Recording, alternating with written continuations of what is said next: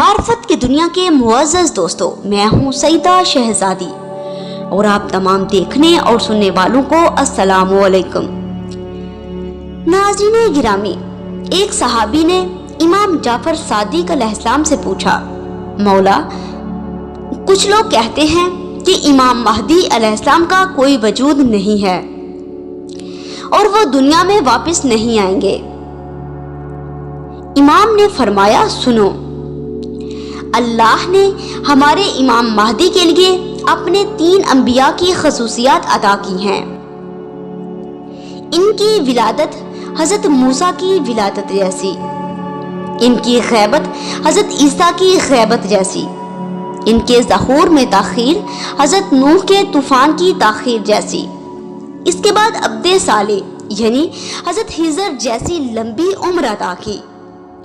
हजरत मूसा की तशबीह इस तरह है कि जब फ़िरौन को काहनों ने बताया कि बनी इसराइल में एक बच्चा पैदा होगा और तेरी सल्तनत इस बच्चे के हाथों ज़ाया हो जाएगी, तो फ़िरौन ने हुक्म जारी किया कि बनु इसराइल की तमाम हामला औरतों के पेट चाक कर दिए जाएं।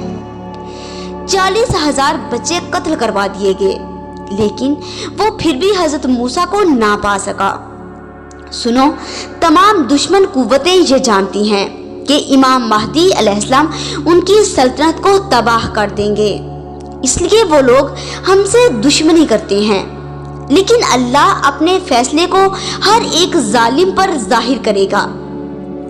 हजरत ईसा से तशबीह इस तरह है कि यहूदो इंसारा का इस बात पर इत्फाक है कि हजरत ईसा कत्ल कर दिए गए हैं, लेकिन अल्लाह कह रहा है कि ना वो कत्ल हुए हैं और ना उनको सूली पर चढ़ाया गया है, वो बहकमे खुदा जिंदा हैं।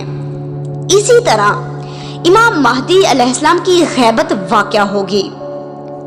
कुछ लोग तूल ग़ैबत की वजह से इनके वजूद का ही इनकार करेंगे और जो कायल होंगे वो कहेंगे कि वो अभी पैदा ही नहीं हुए, और कुछ कहेंगे कि इमामत 13 या इससे ज्यादा तक जाएगी, और कुछ ये कहकर अल्लाह के गुनाहगारों में से हो जाएंगे कि इमाम महदी अलैहिस्सलाम की रूह किसी और के बदन में हलूल करके गुफ्तगू करेगी।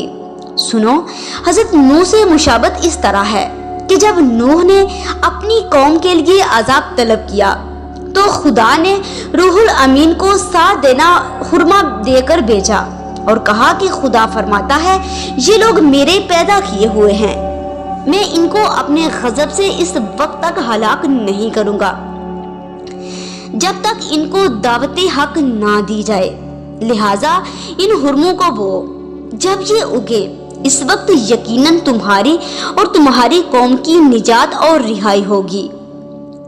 इस बात से सबको आगाह करो। एक जमाने के बाद जब इन दरख्तों में फल पक गए तो नूह ने दुआ की, ए अल्लाह, अपने वादे को वफा कर दे। खुदा ने हुक्म दिया कि इन दरख्तों के खुरमों के बीज फिर बोएं और अपनी कौम को समझाएं।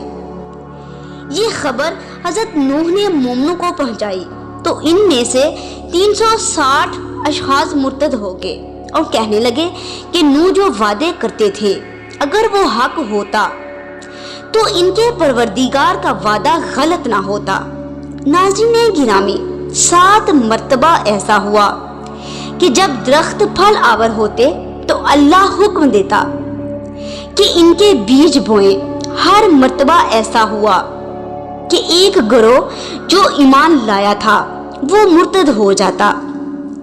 आखिर में सिर्फ 70 लोग बाकी रह गए। अब खालिस हक रह गया। खुदा ने फरमाया कि अगर मैं काफिरों को हलाक कर देता और ये जो मुर्तद हो गए हैं इनको छोड़ देता तो वो वादा साबिक सच ना होता।